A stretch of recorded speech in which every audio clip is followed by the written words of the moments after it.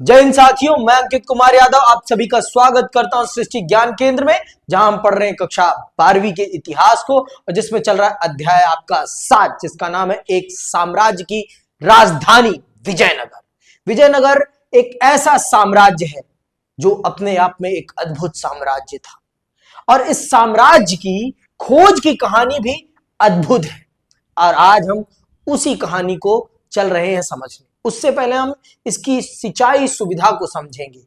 जो ये साम्राज्य इतना विस्तृत साम्राज्य, इतना समृद्ध साम्राज्य था, तो आप भी जानते हो कि उस समय पर सबसे बड़ी कमाई का साधन किसानी थी। तो किसानी के लिए सिंचाई सबसे प्रमुख चीज है। बिना सिंचाई के किसानी नहीं हो सकती है। ये बात मैं भी जानता हूं, ये बात आप भी जानती हैं। सिंचाई उसकी प्राथमिक जरूरत है। तो विजयनगर साम्राज्य के शासकों ने इसकी सिंचाई की क्या व्यवस्था कर रखी थी, आइए पहले उसको जान और समझ लेते हैं, फिर उसके बाद हम इसके खोज की कहानी समझेंगे कि इसको कौन से लोग पूरे भारत के सामने और पूरे विश्व के सामने लाए जब ये गुमनाम हो गई थी। तो विजयनगर साम्राज्य में बहुत बड़ी संख्या में लोग अपनी आजीविकार्जन के लिए कृषि पर आश्रित थे। कृषि क्षेत्रों की किलेबंदी भी इस बात की पुष्टि करती है कि काफी बड़े पैमाने पर खेती होती थी तथा खेती का महत्व था। साम्राज्य में संपूर्ण कृषि योग्य भूमि की सिंचाई के लिए प्रबंध थे, इसीलिए इसके लिए विभिन्न प्रकार के साधन अपनाए जाते थे। प्रायद्वीप का सबसे शुष्क क्षेत्र होने के कारण यह आवश्यक था कि पानी का संचयन तथा इसे शहर तक ले जाने के लिए व्यापक प्रबंध किए जाए। साम्राज्य में कई नहरें खुदवाई गई थी, जिसका पानी पूरे वर्ष खेतों को मिलता रहता था। तुंगभद्रा नदी के पास का क्षेत्र पहाड़ियों से परिपूर्ण है, जिनसे कई जलधाराएं आकर नदी में मिल जाती थी। लगभग सभी धाराओं के साथ साथ बांध बनाकर अलग अलग आकारों के हौज बनाए गए थे। मतलब इन्होंने पानी के व्यवस्था को बहुत अच्छा कर रखा था। शुष्क क्षेत्र था, तो इस चीज को ध्यान में रखते हुए इन लोगों ने पानी को स्टोर करने की बहुत अच्छी व्यवस्था कर रखी थी, जिससे कि साम्राज्य में हर समय पानी उपलब्ध रहे, पानी पूरे साम्राज्य में उपलब्ध रहे और जनता को मिलता रहे, किसी भी प्रकार की समस्या का सामना ना करना पड़े जनता को पानी के लिए। इसकी इन्होंने बहुत अच्छी और व्यापक व्यवस्था कर रखी थी। किन्होंने? विजयनगर साम्राज्य के शासकों ने पानी के लिए अपने साम्राज्य को बहुत अच्छे से नहरों के माध्यम से, हौजों के माध्यम से कनेक्ट कर रखा था। बांध भी बना रखे थे छोटे छोटे, जिसके माध्यम से ये पानी को स्टोर कर सके और शुष्क समय पर, गर्मियों के समय पर लोगों तक आसानी से पानी को पहुंचाया जा सके। सबको पता है जीवन का आधार है जल, बिना पानी के तो कुछ हो ही नहीं सकता। तो इन्होंने पानी की पूरी सुव्यवस्था बना रखी थी, जिससे कि लोगों को आसानी से पानी उपलब्ध होता रहे और किसानी प्राथमिक व्यवसाय था। तो बिना पानी के किसानी करना असंभव है। पानी बहुत जरूरी चीज है किसानी के लिए। ठीक है, इससे आप बखूबी अवगत हैं, इससे मुझे बताने की कोई जरूरत नहीं। इनमें से सबसे महत्वपूर्ण हौज कमलपुरम जलाशय थी, जिसका निर्माण 15वीं शताब्दी के प्रारंभ में हुआ था। इस हौज के पानी से न केवल आसपास के खेतों को सींचा जाता था, वरन इसे एक नहर के माध्यम से राजकीय केंद्र तक भी ले जाया जाता था। भवना विशेषों में हरिया नहर मिलती है, जिसे विद्वानों ने सर्वाधिक महत्वपूर्ण जल संबंधी संरचनाओं में से एक कहा है। इसका निर्माण संभवतः विजयनगर साम्राज्य के प्रथम वंश संगम वंश के शासकों द्वारा करवाया गया था।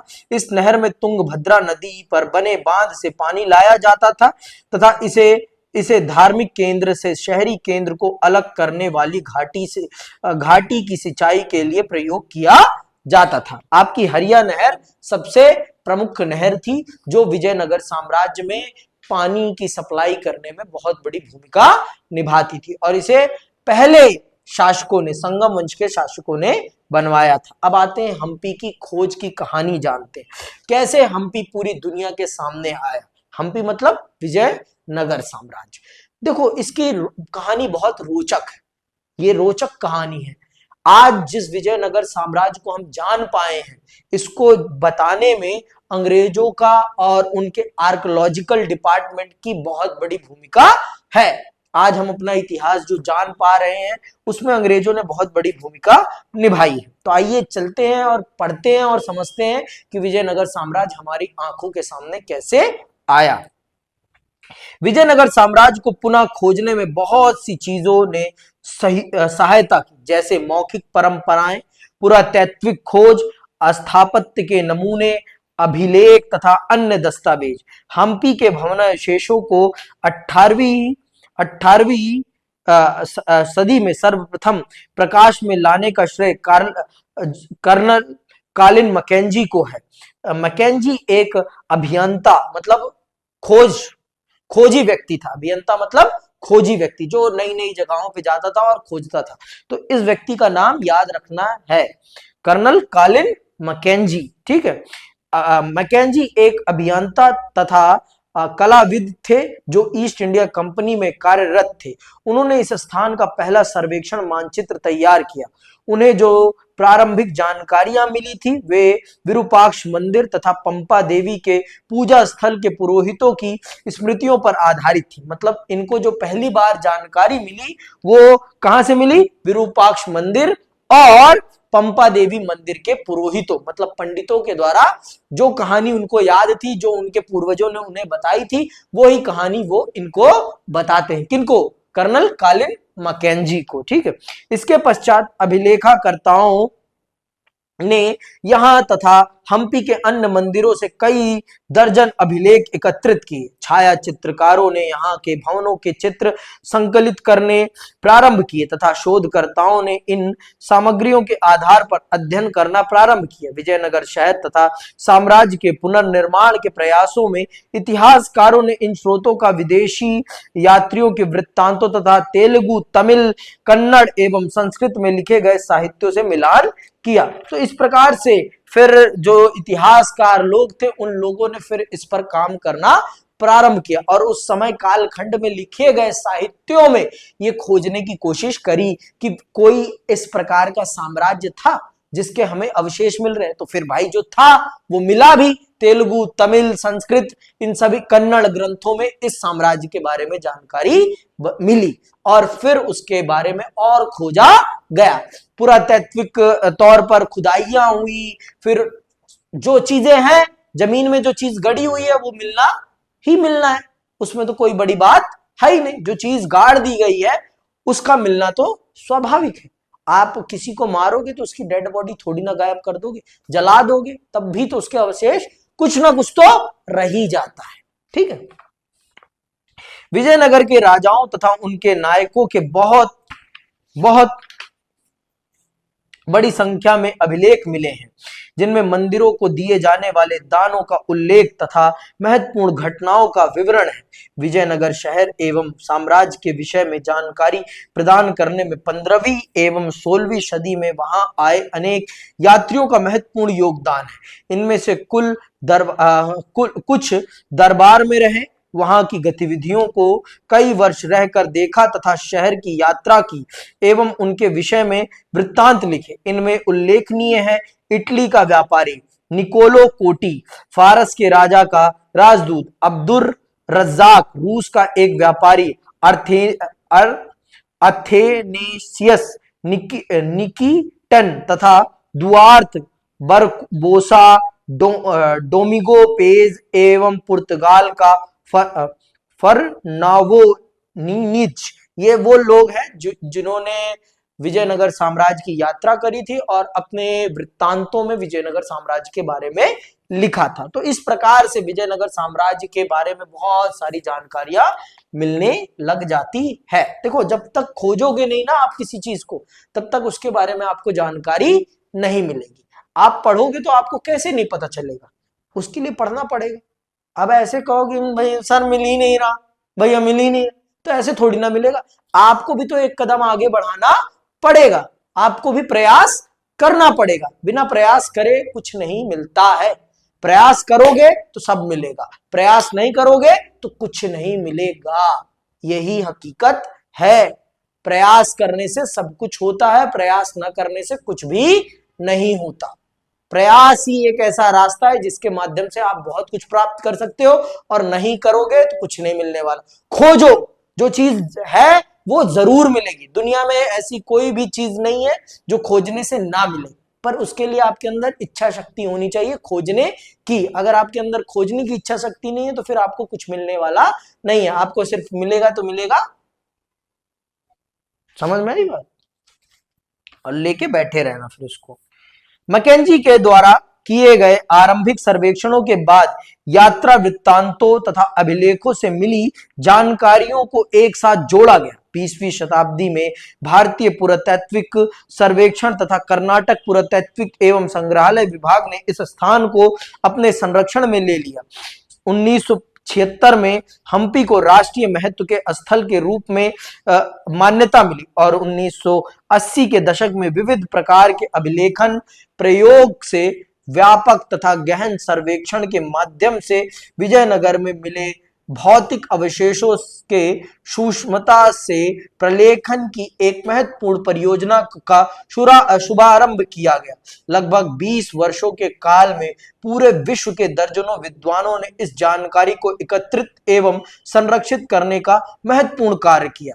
जॉन एम फिटेज, जॉर्ज मिशेल तथा MS नागराज राव आदि ने इस स्थान पर वर्षों कार्य किया। उन्होंने इसके विषय में अपने कुछ निष्कर्ष लिखे, जिनमें से निम्नलिखित महत्वपूर्ण एवं याद रखने योग्य हैं। विजयनगर के स्मारकों के अपने अध्ययन में हमें नष्ट हो चुकी लकड़ी की वस्तुओं, स्तंभ, टेक, धरन, भीतरी छत, लटकते हुए छज्जों के अंदरूनी भाग तथा मीनारों की एक पूरी श्रेणी की कल्पना करनी पड़ती है, जो प्लास्टर से सजाए तथा संभवतः चटकीले रंगों से चित्रित थे। लकड़ी की संरचनाएं तो अब समाप्त हो चुकी हैं, और जो कुछ इस सभ्यता के अवशेष बचे हैं वे पत्थर की संरचनाएं ही हैं। इनके साथ यात्रियों के विवरणों को मिलाकर अवलोकन, परीक्षण और अध्ययन करने पर उस महान सभ्यता का पुनर्निर्माण कर पाना कुछ सीमा तक संभव हो जाता है। तो ये चीजें हैं, यात्रियों ने, लेखकों ने, इतिहासकारों ने आज के समय पर विजयनगर साम्राज्य के संबंध में खोजबीन करी और बहुत सारी जानकारियां हमारे सामने प्रस्तुत की। नहीं तो विजयनगर साम्राज्य को गुमसुम ही रह जाता, गुमसुम ही रह जाता। तो अंग्रेजों के आने से भारत में इतिहास को समझने और उसके प्रति जागरूकता पैदा करने में एक बड़ी भूमिका आई। नहीं, उससे पहले भारत के लोग इतिहास में उतना इंटरेस्ट नहीं लेते थे। मतलब जो बीत गई सो बात गई, यही समझ लेते थे वो लोग। लेकिन इन अंग्रेजों ने हमारे अंदर ये चेतना जगाई कि वो हम इतिहास के प्रति अपनी संजीदगी को रखें और समझे, उस चीज को हम उनका महत्व समझे, उनको जाने। अगर हमने इतिहास को आज तक जाना समझा होता तो हमने अपने इतिहास को संजो के नहीं रखा होता। हमने कभी इतिहास पर उस प्रकार से काम ही नहीं किया जिस प्रकार से हमें करना चाहिए था। हमने कभी उस प्रकार से काम नहीं किया, और जो कि हमारे देश के बर्बादी का एक बहुत बड़ा कारण बना। अगर हमने कभी इतिहास को पढ़ाया होता, अपने बच्चों को समझाया होता कि बच्चों आपस में कुत्ते की तरह लड़ने से हमारा ही नुकसान होता है, तो हमारे राजा महाराजा इस बात को समझे होते और कुत्ते की तरह आपस में नहीं लड़े होते। ये हमने कभी पढ़ाया ही नहीं, ये हमने कभी समझाया ही नहीं। हम तो अपने अपने अहंकार में ही डूबे रहे। समझ में आई बात? आते हैं, निष्कर्ष पढ़ते हैं कि इस चैप्टर को पढ़ने से हमें क्या चीजें पता चलती हैं। इस चैप्टर को पढ़ाने का मूल उद्देश्य क्या है आपको, ठीक है। विजयनगर साम्राज्य एक महान साम्राज्य था जो समय के साथ नष्ट हो गया। हम्पी में मिले अवशेष इस महान साम्राज्य तथा इसके प्रमुख नगर विजयनगर के विषय में पर्याप्त जानकारी प्रदान करते हैं। भवनों के अवशेषों से भवनों में प्रयुक्त सामग्रियों तथा तकनीकों की तो जानकारी मिलती ही है, साथ ही यह भी आभास मिलता है कि इन भवनों के निर्माण, इनके निर्माण के माध्यम से क्या अभिव्यक्त करना चाहते थे। भवनों की भव्यता तथा उनमें प्रयुक्त सामग्री से उस समय के शासकों की शक्ति तथा शासन की समृद्धि का पता चलता है। मतलब आप ये जान लीजिए विजयनगर का ये जो साम्राज्य है, ये वैभव का साम्राज्य है, ये समृद्धि का साम्राज्य है, ये समानता का साम्राज्य है, मतलब ये भारत के कौशल का साम्राज्य है। इस साम्राज्य ने पूरी दुनिया को यह दिखाया है कि भारत में कौशल की कमी नहीं है, भारत में कौशल को सराहने वाले लोग नहीं है, नहीं तो भारत में कौशल की कमी नहीं है। हम इतने बड़े बड़े भवनों को बिना किसी तकनीक के बनाना, मतलब आज की जैसी मशीनों के बिना इतने भव्य मंदिरों का निर्माण, इतने सुंदर मंदिरों का निर्माण करना कोई छोटी बात नहीं है। और ऐसे भवनों का निर्माण जिनको बनाने में आज भी 10 बार सोचना पड़ जाए, ऐसे भवनों का निर्माण किया, और आज भी आप जब उनको देखने जाते हैं तो आपकी आंखें फटी की फटी रह जाती हैं। तो विजयनगर साम्राज्य वैभव का साम्राज्य है, विजयनगर साम्राज्य भारत के कौशल का साम्राज्य है, विजयनगर साम्राज्य भारत के इतिहास को दर्शाता है, विजयनगर साम्राज्य भारत के राजा महाराजाओं के उस स्थापत्य प्रेम को बताता है कि उनके अंदर कितना प्रेम था अपनी चीजों को सजाने, अपनी चीजों को दिखाने का।